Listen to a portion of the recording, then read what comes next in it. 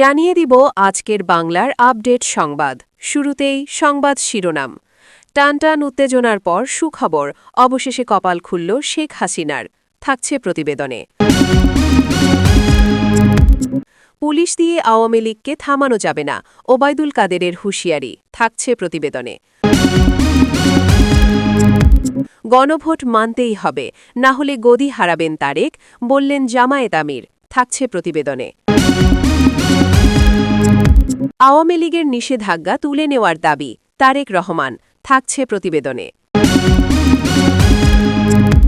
দিল্লি থেকে দীর্ঘ ১৯ মাস পর প্রকাশ্যে শেখ হাসিনা, তোলপাড় রাজনীতি। থাকছে প্রতিবেদনে। এতক্ষণ শুনতেছিলেন সংবাদ শিরোনাম, এখন বিস্তারিত। টানটান উত্তেজনার পর সুখবর, অবশেষে কপাল খুলল শেখ হাসিনার। দীর্ঘদিনের রাজনৈতিক উত্তেজনা, অনিশ্চয়তা এবং টানটান পরিস্থিতির পর হঠাৎ করেই ছড়িয়ে পড়েছে এক সুখবর কেন্দ্রিক আলোচনা। অবশেষে কপাল খুলল শেখ হাসিনার। সামাজিক যোগাযোগ মাধ্যমে ভাইরাল হওয়া এই শিরোনাম ঘিরে রাজনৈতিক অঙ্গনে তৈরি হয়েছে নতুন কৌতূহল, বিশ্লেষণ এবং জল্পনা। তবে এখন পর্যন্ত এমন কোনো নির্দিষ্ট ঘটনা, আদালতের রায়, রাজনৈতিক সিদ্ধান্ত বা সরকারি ঘোষণা পাওয়া যায়নি যা এই দাবিকে নিশ্চিতভাবে সমর্থন করে। ফলে বিষয়টি অনেকটাই গুঞ্জন নির্ভর এবং ব্যাখ্যান নির্ভর বলেই মনে করছেন বিশ্লেষকরা। সাবেক প্রধানমন্ত্রী শেখ হাসিনা দীর্ঘদিন ধরেই দেশের রাজনীতির অন্যতম কেন্দ্রীয় চরিত্র। তার যে কোনো সম্ভাব্য রাজনৈতিক অগ্রগতি বা আইনি অবস্থান পরিবর্তন দ্রুতই জনমনে আলোড়ন সৃষ্টি করে। সেই প্রেক্ষাপটে কপাল খুলেছে বা সুখবরের মতো শব্দ ব্যবহারের মাধ্যমে একটি ইতিবাচক পরিবর্তনের ইঙ্গিত দেওয়া হচ্ছে বলে ধারণা করা হচ্ছে। সামাজিক যোগাযোগ মাধ্যমে ছড়িয়ে পড়া বিভিন্ন পোস্টে দাবি করা হচ্ছে সাম্প্রতিক কিছু রাজনৈতিক ও আইনি পরিস্থিতি নাকি তার পক্ষে যাচ্ছে। কেউ কেউ বলছেন এটি একটি বড় রাজনৈতিক মোড়ের সূচনা হতে পারে। তবে এসব দাবির পক্ষে কোনো নির্ভরযোগ্য নথি, দলীয় বিবৃতি বা সরকারি তথ্য এখনও সামনে আসেনি।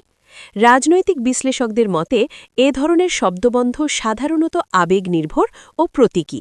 একজন বিশ্লেষক বলেন, রাজনীতিতে কপাল খুলেছে এটি কোনো নির্দিষ্ট ঘটনার নাম নয়, বরং একটি পরিস্থিতিকে ইতিবাচকভাবে ব্যাখ্যা করার ভাষা।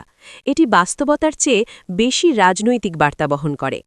রাজনৈতিক পর্যবেক্ষকদের মতে আওয়ামী লীগের রাজনীতিতে শেখ হাসিনার ভূমিকা এখনও অত্যন্ত গুরুত্বপূর্ণ। তার যে কোনো সম্ভাব্য পদক্ষেপ দলীয় কৌশল, জোট রাজনীতি এবং জাতীয় রাজনীতির গতিপথ নির্ধারণে বড় ভূমিকা রাখতে পারে। এদিকে কিছু অনলাইন আলোচনায় বলা হচ্ছে সাম্প্রতিক রাজনৈতিক পরিস্থিতিতে তার অবস্থান পুনরায় শক্তিশালী হওয়ার ইঙ্গিত মিলছে। তবে এসব আলোচনা এখনও আনুষ্ঠানিকভাবে নিশ্চিত নয় এবং অনেকটাই অনুমান নির্ভর। সাধারণ মানুষের মধ্যেও এ নিয়ে মিশ্র প্রতিক্রিয়া দেখা গেছে। কেউ কেউ বিষয়টিকে ইতিবাচক রাজনৈতিক পরিবর্তনের সম্ভাবনা হিসেবে দেখছেন, আবার অনেকে বলছেন এটি কেবলই সামাজিক যোগাযোগ মাধ্যমের অতিরঞ্জিত ব্যাখ্যা। ঢাকার বিভিন্ন স্থানের রাজনৈতিক আড্ডা, চায়ের দোকান থেকে শুরু করে অনলাইন ফোরাম, সব জায়গায় এখনই বিষয়টি আলোচনার কেন্দ্রবিন্দু। বিশেষ করে তরুণ প্রজন্ম সামাজিক মাধ্যমে এটি নিয়ে ব্যাপকভাবে মতামত দিচ্ছে। আইন ও রাজনৈতিক বিশ্লেষকরা বলছেন কোনো সুখবর বা নতুন মোড় বাস্তবে ঘটলে সেটি সাধারণত দৃশ্যমান পদক্ষেপ, আনুষ্ঠানিক ঘোষণা এবং নির্দিষ্ট ঘটনার মাধ্যমে স্পষ্ট হয়ে ওঠে।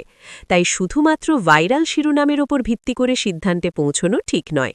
সব মিলিয়ে টানটান উত্তেজনার পর সুখবর, অবশেষে কপাল খুলল শেখ হাসিনার। এই শিরোনামটি রাজনৈতিক অঙ্গনে নতুন করে আলোচনার জন্ম দিলেও এর পক্ষে এখনও নির্ভরযোগ্য কোনো নিশ্চিত তথ্য পাওয়া যায়নি, বরং এটি গুঞ্জন, রাজনৈতিক ব্যাখ্যা এবং সামাজিক যোগাযোগ মাধ্যমের আলোচনার অংশ হিসেবেই রয়ে গেছে। পরবর্তী সময়ে আনুষ্ঠানিক কোনো ঘোষণা বা বাস্তব ঘটনা সামনে এলে বিষয়টি পরিষ্কার হবে বলে মনে করছেন বিশ্লেষকরা। ততদিন পর্যন্ত এটি রাজনৈতিক জল্পনা কল্পনার কেন্দ্রেই থাকবে। পুলিশ দিয়ে আওয়ামী লীগকে থামানো যাবে না, ওবায়দুল কাদেরের হুঁশিয়ারি। সাম্প্রতিক রাজনৈতিক উত্তেজনার প্রেক্ষাপটে গুরুত্বপূর্ণ মন্তব্য করেছেন আওয়ামী লীগের সাধারণ সম্পাদক ওবায়দুল কাদের। তিনি বলেছেন, পুলিশ দিয়ে আওয়ামী লীগকে থামানো যাবে না। এই বক্তব্য ঘিরে রাজনৈতিক অঙ্গনে নতুন করে আলোচনা, প্রতিক্রিয়া ও উত্তেজনা তৈরি হয়েছে। রাজধানীতে এক দলীয় সভা ও আলোচনায় তিনি এ মন্তব্য করেন বলে বিভিন্ন সূত্রে জানা গেছে। তার বক্তব্যে ইঙ্গিত পাওয়া যায় রাজনৈতিক কর্মসূচি বা সংগঠনের কার্যক্রমে বাধা সৃষ্টি হলে দল তা প্রতিরোধ করবে এবং মাঠে সক্রিয় থাকবে। সাম্প্রতিক সময়ে দেশের বিভিন্ন স্থানে রাজনৈতিক কর্মসূচি, মিছিল এবং সমাবেশকে কেন্দ্র করে উত্তেজনা বৃদ্ধি পেয়েছে। এই অবস্থায় আওয়ামী লীগের পক্ষ থেকে মাঠ পর্যায়ের সক্রিয়তা বাড়ানোর ইঙ্গিত হিসেবে তার বক্তব্যকে দেখা হচ্ছে। এই বক্তব্যের পর বিরোধী রাজনৈতিক মহলে মিশ্র প্রতিক্রিয়া দেখা গেছে। কেউ কেউ বলছেন এটি রাজনৈতিক দৃঢ়তার প্রকাশ, আবার অনেকে মনে করছেন এ ধরনের বক্তব্য রাজনৈতিক উত্তেজনা বাড়াতে পারে। বাংলাদেশের রাজনীতিতে শক্ত অবস্থান তুলে ধরতে এমন ভাষা প্রায়ই ব্যবহার করা হয়, তবে এর প্রভাব মাঠ পর্যায়ে কেমন হবে সেটিই গুরুত্বপূর্ণ। আইনশৃঙ্খলা ও রাজনৈতিক বাস্তবতা। আইনশৃঙ্খলা বিশ্লেষকদের মতে রাজনৈতিক দলগুলোর কর্মসূচি পরিচালনায় আইনশৃঙ্খলা বাহিনীর ভূমিকা গুরুত্বপূর্ণ। তাই এই ধরনের বক্তব্যের পর পরিস্থিতি কিভাবে পরিচালিত হবে তা নির্ভর করবে বাস্তব কার্যক্রমের ওপর। তারা বলেন, রাজনৈতিক দলগুলো যদি শান্তিপূর্ণভাবে কর্মসূচি পালন করে তাহলে উত্তেজনা কমানো সম্ভব, তবে পাল্টাপাল্টি অবস্থান তৈরি হলে পরিস্থিতি জটিল হতে পারে। রাজনৈতিক বিশ্লেষকদের মতে পুলিশ দিয়ে থামানো যাবে না এ ধরনের বক্তব্য মূলত রাজনৈতিক শক্তি ও জনসমর্থনের ওপর আস্থার বার্তা বহন করে। এটি সমর্থকদের উদ্দেশ্যে একটি রাজনৈতিক সংকেত হতে পারে। সাধারণ মানুষের মধ্যেও এ নিয়ে আলোচনা শুরু হয়েছে। কেউ কেউ এটিকে রাজনৈতিক অধিকার রক্ষার বক্তব্য হিসেবে দেখছেন, আবার অনেকে বলছেন এ ধরনের বক্তব্য পরিস্থিতিকে আরও উত্তপ্ত করতে পারে। ঢাকার এক নাগরিক বলেন, রাজনৈতিক দলগুলোর উচিত শান্তিপূর্ণভাবে তাদের কর্মসূচি পালন করা। উত্তেজনা বাড়লে সাধারণ মানুষই ভোগান্তিতে পারে। সব মিলিয়ে ওবায়দুল কাদেরের পুলিশ দিয়ে আওয়ামী লীগকে থামানো যাবে না এই বক্তব্যটি দেশের চলমান রাজনৈতিক উত্তেজনার মধ্যে নতুন মাত্রা যোগ করেছে। এটি একদিকে দলীয় অবস্থান স্পষ্ট করছে, অন্যদিকে রাজনৈতিক অঙ্গনে নতুন করে বিতর্কের জন্ম দিচ্ছে। পরিস্থিতি শেষ পর্যন্ত কোন দিকে যায় তা নির্ভর করবে রাজনৈতিক দলগুলোর আচরণ, আইনশৃঙ্খলা পরিস্থিতি এবং ভবিষ্যৎ কর্মসূচির ওপর। আপাতত রাজনৈতিক অঙ্গন উত্তপ্ত, আর সবার নজর পরবর্তী পদক্ষেপের দিকে। গণভোট মানতেই হবে, না হলে গদি হারাবেন তারেক, বললেন জামায়াত আমির। গণভোট মানতেই হবে, না হলে গদি হারাতে হবে, এমন একটি বক্তব্যকে ঘিরে দেশের রাজনৈতিক অঙ্গনের নতুন করে উত্তেজনা ও আলোচনা শুরু হয়েছে। সামাজিক যোগাযোগ মাধ্যম ও কিছু অনলাইন প্ল্যাটফর্মে ছড়িয়ে পড়া এই মন্তব্যে দাবি করা হচ্ছে বাংলাদেশ জামায়াত ইসলামীর আমির নাকি বিএনপির ভারপ্রাপ্ত চেয়ারম্যানকে লক্ষ্য করে এ ধরনের হুঁশিয়ারি দিয়েছেন। তবে এখনও পর্যন্ত এই বক্তব্যের কোনো যাচাইযোগ্য ভিডিও, লিখিত বিবৃতি বা আনুষ্ঠানিক দলীয় প্রেস রিলিজ পাওয়া যায়নি। ফলে বিষয়টি যাচাইহীন দাবি হিসেবে বিবেচিত হচ্ছে বলে জানিয়েছেন রাজনৈতিক বিশ্লেষকরা। সামাজিক মাধ্যমে ছড়িয়ে পড়া পোস্টগুলোতে বলা হচ্ছে, বাংলাদেশ জামায়াত ইসলামীর শীর্ষ নেতৃত্ব গণভোট ইস্যুতে কঠোর অবস্থান নিয়েছে এবং এই প্রক্রিয়া বাস্তবায়ন না হলে রাজনৈতিক পরিণতির সতর্ক বার্তা দিয়েছে। একই সঙ্গে তারেক রহমানের নাম উল্লেখ করে বক্তব্যটি আরও আলোচিত হয়ে উঠেছে। সাম্প্রতিক সময়ে গণভোট বিষয়টি দেশের রাজনৈতিক আলোচনায় বারবার উঠে আসছে। বিভিন্ন রাজনৈতিক দল ও নতুন প্ল্যাটফর্ম এই বিষয়ে ভিন্ন ভিন্ন অবস্থান নিচ্ছে। কেউ এটি গণতান্ত্রিক প্রক্রিয়ার অংশ হিসেবে দেখছে, আবার কেউ বলছে এটি রাজনৈতিক চাপ তৈরির কৌশল হতে পারে। রাজনৈতিক বিশ্লেষকদের মতে গণভোটের মতো গুরুত্বপূর্ণ ইস্যু নিয়ে এমন হুঁশিয়ারিমূলক বক্তব্য রাজনৈতিক মেরুকরণ আরও বাড়াতে পারে। একজন বিশ্লেষক বলেন, গণভোট বাস্তবায়ন একটি সাংবিধানিক ও প্রশাসনিক প্রক্রিয়া। এটি নিয়ে রাজনৈতিক চাপ বা হুমকির ভাষা ব্যবহার করলে পরিস্থিতি আরও জটিল হতে পারে। এদিকে এই বক্তব্যের সত্যতা নিয়েও প্রশ্ন উঠেছে। এখনও পর্যন্ত জামায়াতের পক্ষ থেকে কোনো আনুষ্ঠানিক বক্তব্য পাওয়া যায়নি যেখানে এ ধরনের মন্তব্য নিশ্চিত করা হয়েছে। বিএনপির পক্ষ থেকেও এ বিষয়ে কোনো প্রতিক্রিয়া প্রকাশ করা হয়নি। রাজনৈতিক পর্যবেক্ষকদের মতে বর্তমান সময়ে সামাজিক যোগাযোগ মাধ্যমে অনেক সময় নেতাদের নামে ভুয়া বা বিকৃত বক্তব্য ছড়িয়ে পড়ে, যা জনমনে বিভ্রান্তি সৃষ্টি করে। বিশ্লেষকরা বলছেন, যদি সত্যিই এ ধরনের বক্তব্য দেওয়া হয়ে থাকে তাহলে তার রাজনৈতিক সম্পর্ক ও সম্ভাব্য সমঝোতার ওপর প্রভাব ফেলতে পারে। বিশেষ করে বিএনপি এবং জামায়াত ইসলামীর সম্পর্ক ঐতিহাসিকভাবে গুরুত্বপূর্ণ হওয়ায় বিষয়টি আরও সংবেদনশীল। একজন রাজনৈতিক গবেষক বলেন, বিএনপি ও জামায়াতের সম্পর্ক বহু বছরের, তাই এ ধরনের বক্তব্য সত্য হলে সেটি রাজনৈতিক সমীকরণে বড় পরিবর্তনের ইঙ্গিত দিতে পারে। তবে যাচাই ছাড়া এমন সিদ্ধান্তে পৌঁছনো ঠিক নয়। সাধারণ মানুষের মধ্যেও বিষয়টি নিয়ে আলোচনা শুরু হয়েছে। কেউ কেউ এটিকে রাজনৈতিক কৌশল হিসেবে দেখছেন, আবার অনেকে বলছেন এটি গুজবও হতে পারে। ঢাকার এক শিক্ষার্থী বলেন, আমরা আসল তথ্য জানতে চাই, সামাজিক মাধ্যমে যা দেখি সবই তো সত্য নয়। সব মিলিয়ে গণভোট মানতেই হবে, না হলে গদি হারাবেন তারেক। এই বক্তব্যটি বর্তমানে রাজনৈতিক অঙ্গনে আলোচনার কেন্দ্রবিন্দু হলেও এর পক্ষে এখনও নির্ভরযোগ্য কোনো প্রমাণ পাওয়া যায়নি। রাজনৈতিক বিশ্লেষকদের মতে যাচাই ছাড়া এ ধরনের বক্তব্য বিশ্বাস বা প্রচার করা উচিত নয়।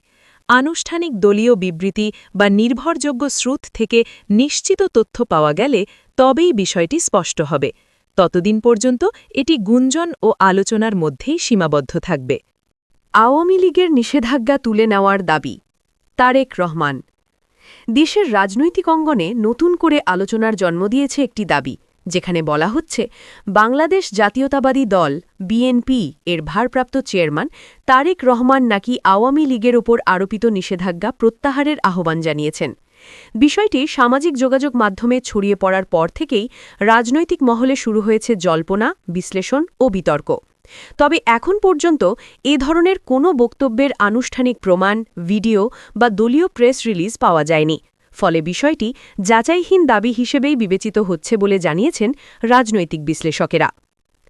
সামাজিক যোগাযোগ মাধ্যমে প্রচারিত বিভিন্ন পোস্টে দাবি করা হচ্ছে তারেক রহমান গণতান্ত্রিক রাজনীতির স্বার্থে আওয়ামী লীগের ওপর আরোপিত কোনো নিষেধাজ্ঞা তুলে নেওয়ার পক্ষে মত দিয়েছেন।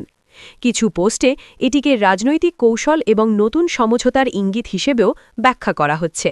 তবে এসব দাবির পক্ষে কোনো নির্ভরযোগ্য নথি বা আনুষ্ঠানিক বক্তব্য এখনও প্রকাশিত হয়নি।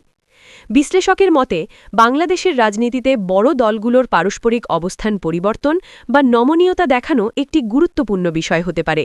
তবে এমন কোনো পরিবর্তন সাধারণত আনুষ্ঠানিক বক্তব্য, দলীয় সিদ্ধান্ত এবং স্পষ্ট রাজনৈতিক প্রক্রিয়ার মাধ্যমে প্রকাশ পায়।